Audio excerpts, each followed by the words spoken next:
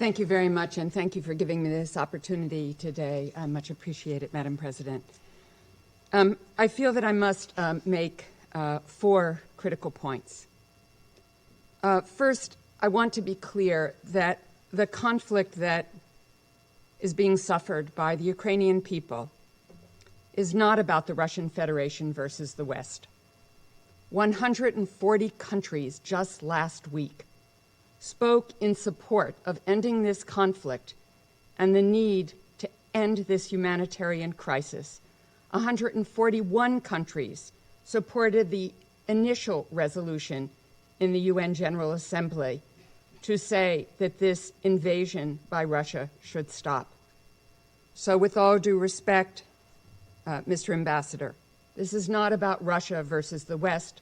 This is about the support of the UN Charter and the principles of sovereignty, territorial integrity, and the right of all countries, to choose their political orientation and their foreign policy. Second, I myself was engaged directly with Russian counterparts to find a peaceful way forward to meet the concerns of the Russian Federation. I sat opposite Russian counterparts and put on the table many options to address the concerns. We provided, as does NATO, a paper of very specific ways in which we could address reciprocally and mutually security concerns. President Putin chose an invasion, not diplomacy. Third, with all due respect, Mr. Ambassador, as a Jewish American, I cannot help but say this is not about Nazis in Ukraine. Last week, former U.S. Secretary of State and former permanent representative to this council and one of my most cherished personal friends, Madeleine Albright, died. She loved representing the United States here. She would have been outraged by the words of the Russian Federation today. Later in her life, she learned that her parents raised her as Catholic to protect her from the Nazis because her family was Jewish.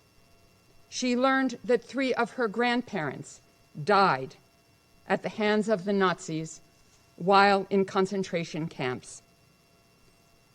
She knew that the Jewish president of Ukraine was certainly not a Nazi, and that the citizens of Ukraine being slaughtered and starving and without food and medicine, and the subject of this humanitarian dialogue today, are not and never were Nazis.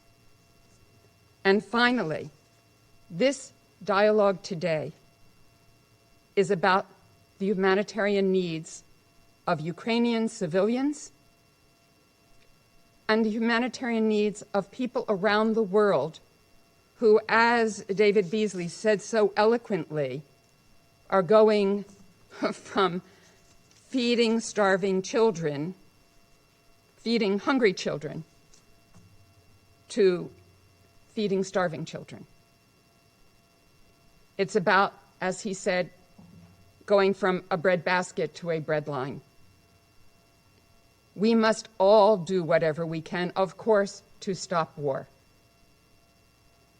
But there is an easy choice here, and it is a choice that can be made today in Istanbul by President Putin, and that is to stop the war.